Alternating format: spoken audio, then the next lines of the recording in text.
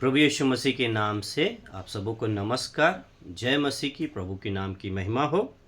एक नए संदेश के साथ मैं आपके बीच में रखता हूँ और आज का शीर्षक यही है कि परमेश्वर से सब कुछ संभव है, परमेश्वर से कुछ भी असंभव नहीं है। ऐसा कुछ भी नहीं है कि जो परमेश्वर नहीं कर सकता है। परमेश्वर सब कुछ कर सकता है। हम आगे बढ़ने से पहले वचन के साथ हम शुरुआत करेंगे। तो मेरे साथ आप निकाल लीजिए मत्ती रचित सुसमाचार उसका 19वां अध्याय उसका 26वां पद। मैं आपके बीच में पढ़ देता हूँ।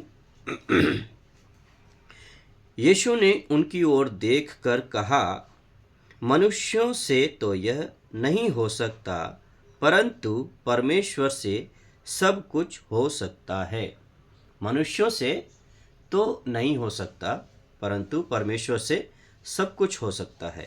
असंभव का सामना, प्रिय भाइयों और बहनों, जीवन में ऐसे समय आते हैं जब हम कहते हैं कि अब कुछ भी नहीं हो सकता।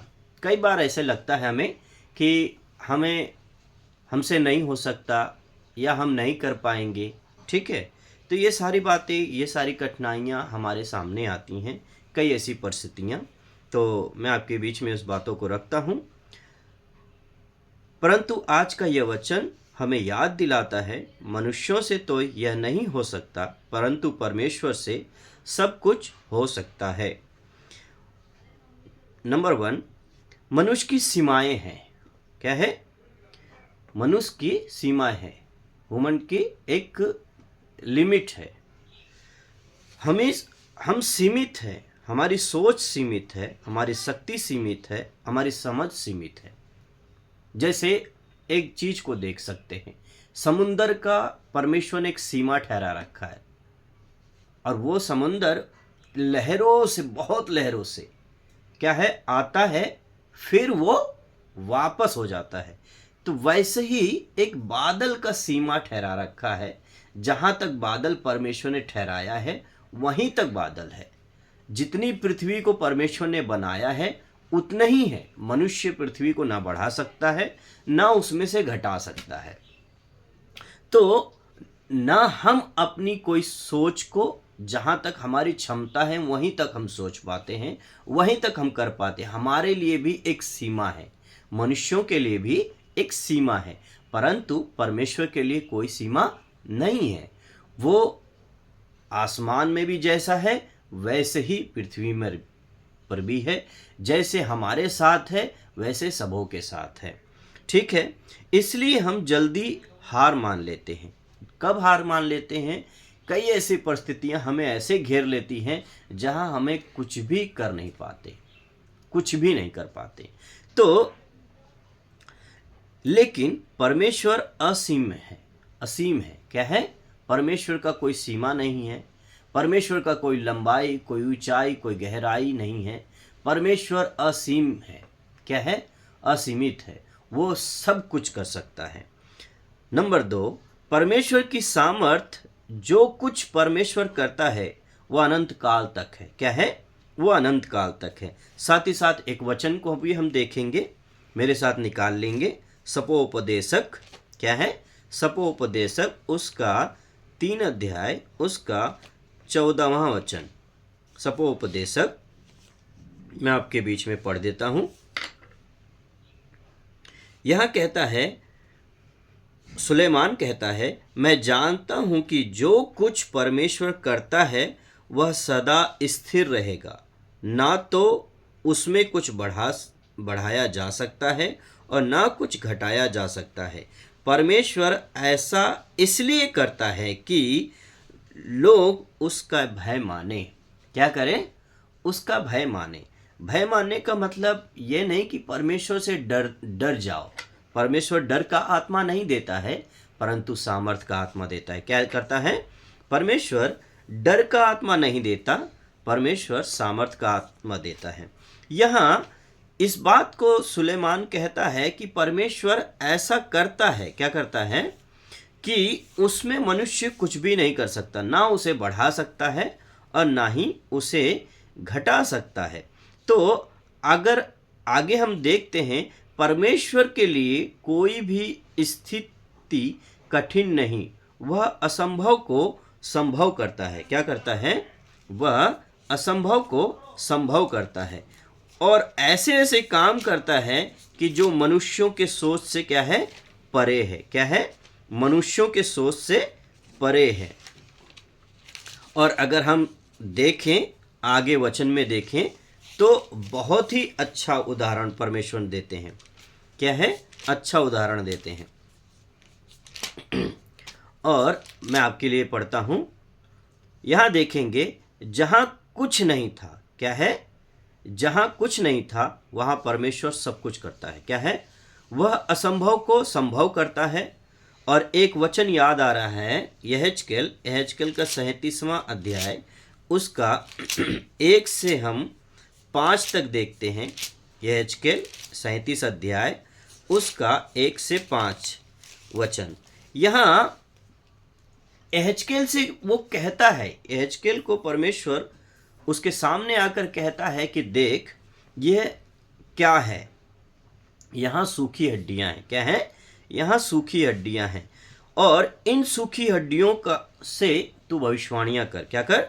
जो यहेजकेल अचंभित रहता है कि इसे हम कैसे करें, क्योंकि ये मनुष्य है, मनुष्य की सोच है, मनुष्य की एक सीमा है कि हड्डी जो गिरी पड़ी है, जो गड्ढों में डाली गई हैं तमाम हड्डियां, उन हड्डियों में से मैं कैसे कह दूं कि ये जीवित हो जाए?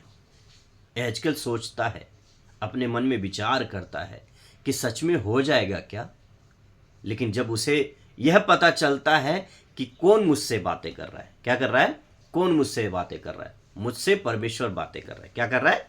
मुझसे परमेश्वर बातें कर रहा है। और यहेजकेल में कहता है,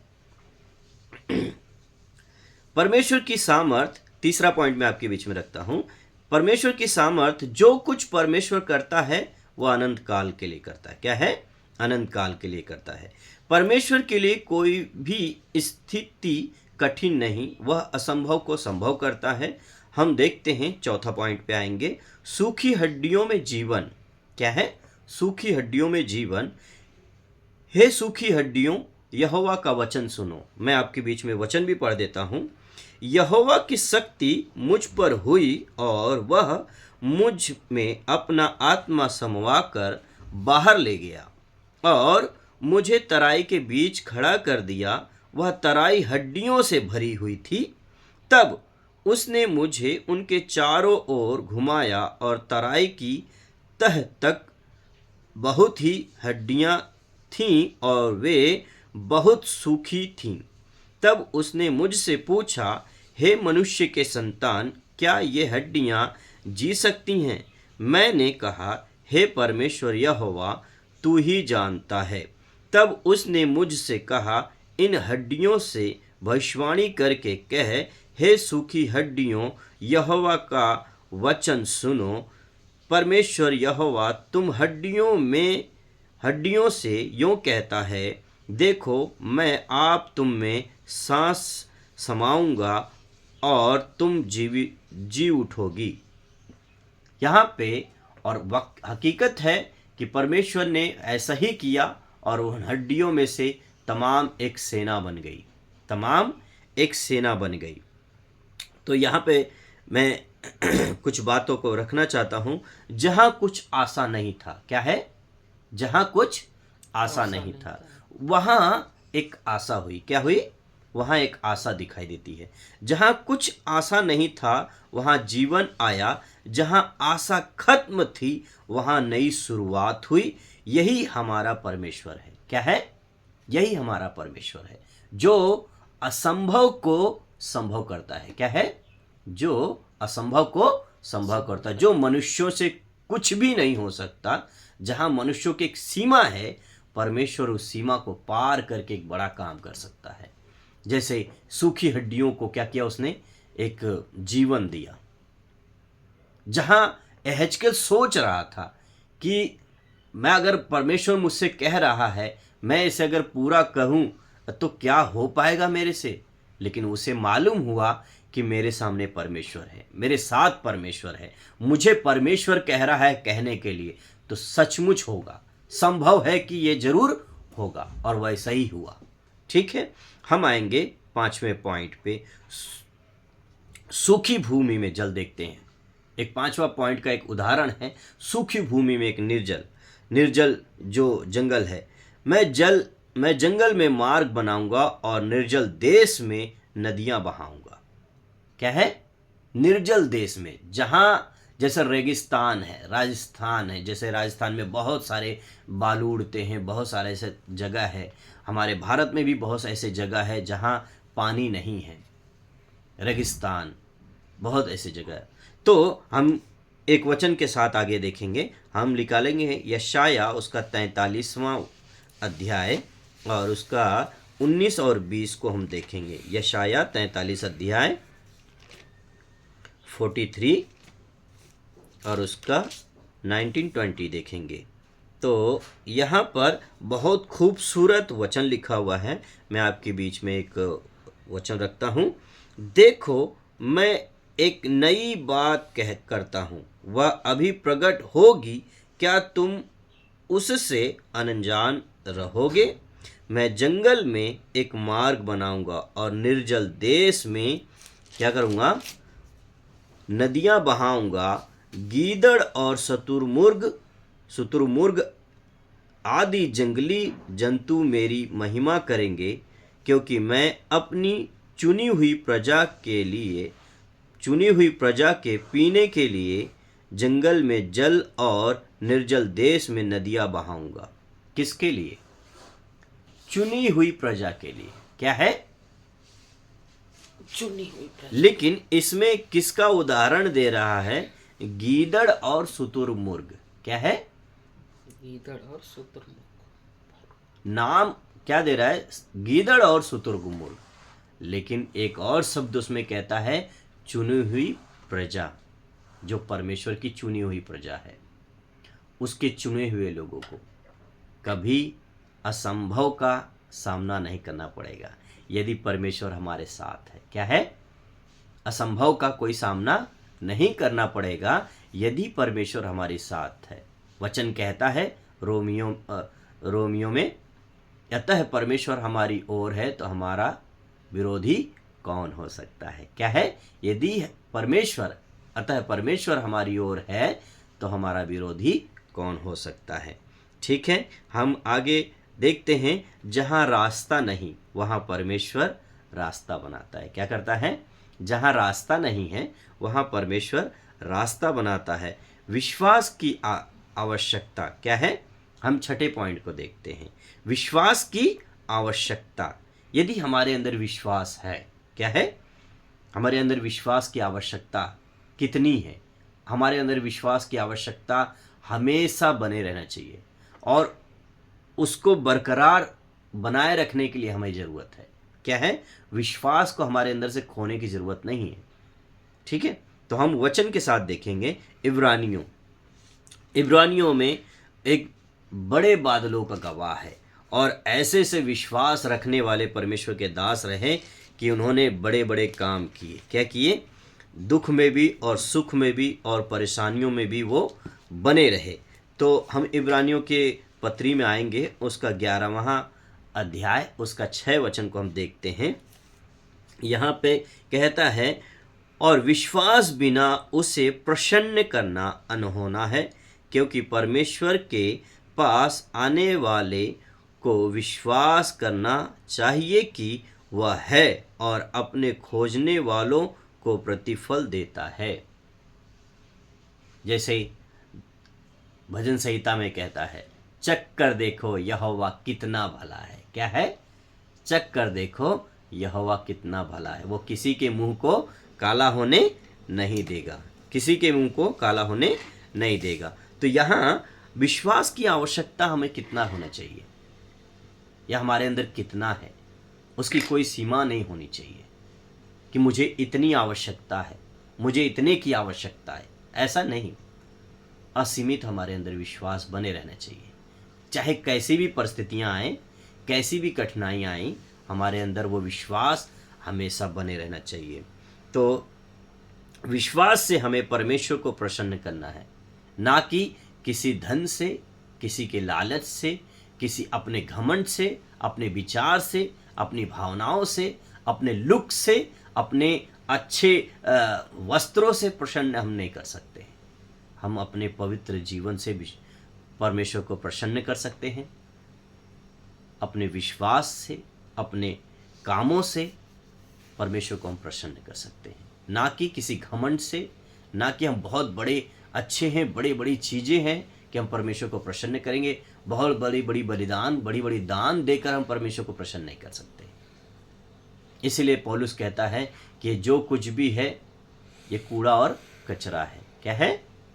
तो हम 7वां देखेंगे, असंभव को संभव देखने के लिए विश्वास जरूरी है। क्या है? असंभव को संभव देखने के लिए विश्वास जरूरी है। हमारी भूमिका, हमें क्या करना है? नम्र होना है, प्रार्थना करना, भरोसा रखना। यदि मेरी प्रजा दीन होकर, क्या करे? दीन होकर। इन चीज़ों को दिखाता है। जब 7वां पॉइंट हम देखते हैं तो 7वां पॉइंट में दिखाता है, हम दूसरा इतिहास को देखेंगे। दूसरा इतिहास में इस तरीके से परमेश्वर का वचन है और बहुत ही सुंदर है। मुझे बहुत स्मरण आता है और मैं इस वचन को बहुत ज़्यादा ही, कभी कभी बहुत ज़्यादा प्यार करता हूँ और इस वचन को लेकर बहुत प्रार्थना भी करता हूँ। तो इस वचन में देखो, 7वां वचन का ये 7वां पॉइंट ये है, हमारी भूमिका, हमें क्या करना है? नम्र होना है। क्या होना है? सबसे पहले इसमें सिखाता है कि हमें नम्र होना चाहिए, प्रार्थना करना चाहिए, भरोसा रखना चाहिए। तो फिर हम वचन को देखते हैं, मेरे साथ निकाल लें। दूसरा इतिहास उसका 7 अध्याय उसका 14 वचन।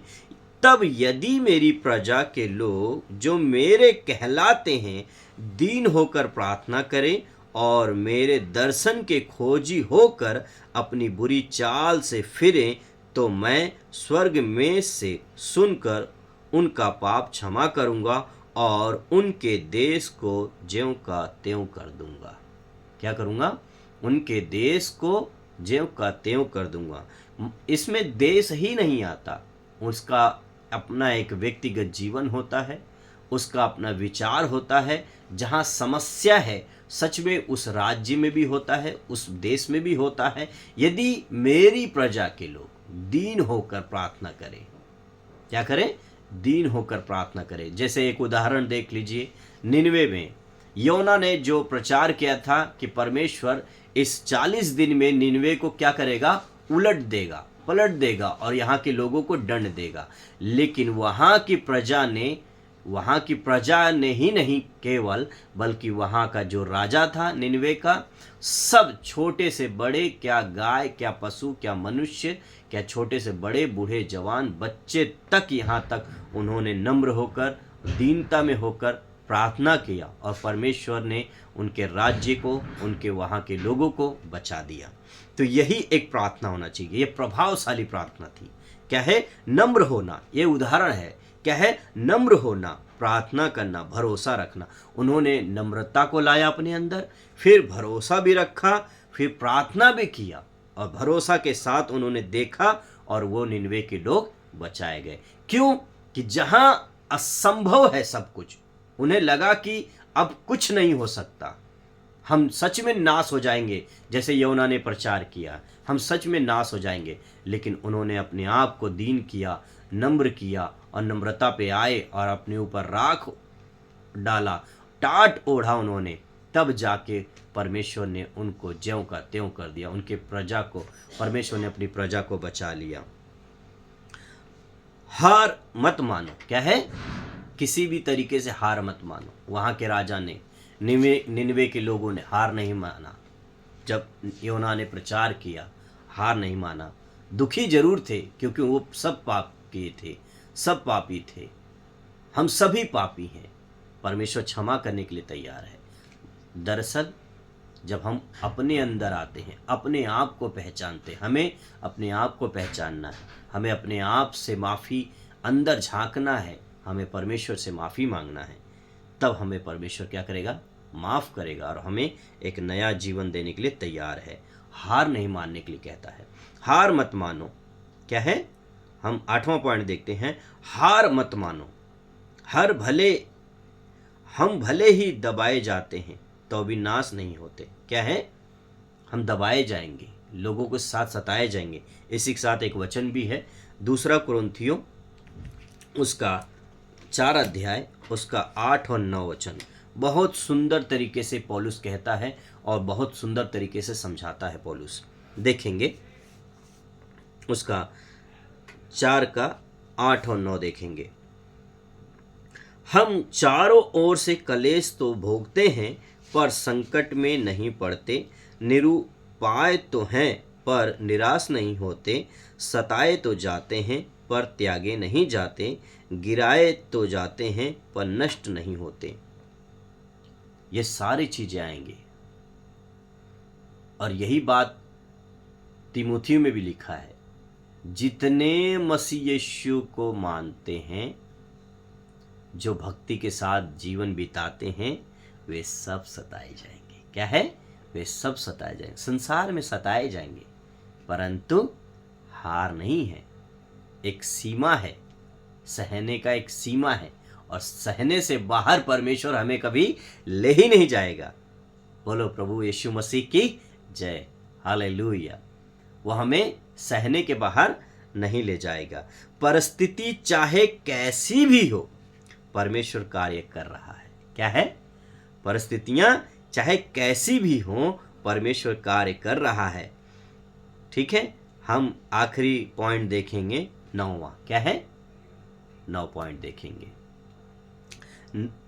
परमेश्वर का सब कुछ कर सकता है। क्या है? परमेश्वर सब कुछ कर सकता है। मेरे प्रिय मित्रों, मसीह यीशु के प्रियजनों, आपका परिवार, आपकी सेवा, आपका जीवन, चाहे जितना असंभव क्यों ना लगे, चाहे जितना भी असंभव क्यों ना लगे, परमेश्वर आज भी चमत्कार करता है। अंतिम आज भी निर्णय ले। क्या करें? आज ही निर्णय ले, मैं हार नहीं मानूंगा। क्या करूंगा? हार नहीं मानूंगा। मैं विश्वास रखूंगा, मैं परमेश्वर पे भरोसा रखूंगा। याद रखें, मनुष्यों से यह नहीं हो सकता, परंतु परमेश्वर से सब कुछ हो सकता है। परमेश्वर आपको इस्तेमाल करना चाहता है। क्या करेगा? परमेश्वर आपको इस्तेमाल करना चाहेगा, चाहे वो कैसा भी व्यक्ति क्यों ना हो, जिद्दी ही क्यों ना हो। योना ने एक समय जिद किया, लेकिन परमेश्वर ने उसी को इस्तेमाल किया। पौलुस एक समय था, लोगों को सताता था, लेकिन पौलुस को इस्तेमाल किया। क्या किया? हम चाहे कैसे क्यों ना हो, उड़ाऊ पुत्र को देखो, अपने घर का सब कुछ बेच बाच के उसने इतना बेकार कर दिया, लेकिन जब वो अपने पिता के घर आया तो उसके पिता ने उसे भगा नहीं दिया, उसे क्षमा किया, उसे गले लगाया। परमेश्वर यही दिखाता है कि हम चाहे कितने भी गलतियां हो चुकी हैं, हमसे जो भी अनजाने में, जाने अनजाने में हो चुका है, उसे भूल जाओ, परमेश्वर के करीब आओ, पश्चाताप करो। परमेश्वर से सब कुछ संभव है। परमेश्वर फिर से हमें नया बना देगा। हमें घबराने की ज़रूरत नहीं है, हमें हार मानने की ज़रूरत नहीं है, हमें अपना विश्वास खोने की ज़रूरत नहीं है। परमेश्वर हमारे लिए सब कुछ कर देगा। आपका असंभव उसका अवसर है। क्या है? हमारे लिए जहाँ असंभव है, परमेश्वर वहाँ एक रास्ता निकालेगा। वहाँ हमारे लिए एक अवसर है, परमेश्वर सब कुछ पूरा करेगा। तो इसी वचन के साथ मैं विराम लेता हूँ। याद रखें कि जो आपसे और मुझसे नहीं होगा, परमेश्वर से सब कुछ संभव होगा। यही आज का विचार था, यही आज का मनन था। परमेश्वर आप सबों को आशीष दे। पढ़े जाने और सुने जाने में मैं जानता हूँ, मैं विश्वास करता हूँ कि एक बार फिर से इस चैनल को आप सब्सक्राइब करें, लाइक करें और शेयर करें और परमेश्वर के नाम की महिमा करें। प्रभु आप सबों को आशीष और अनुग्रह करे। धन्यवाद। जय मसीह की।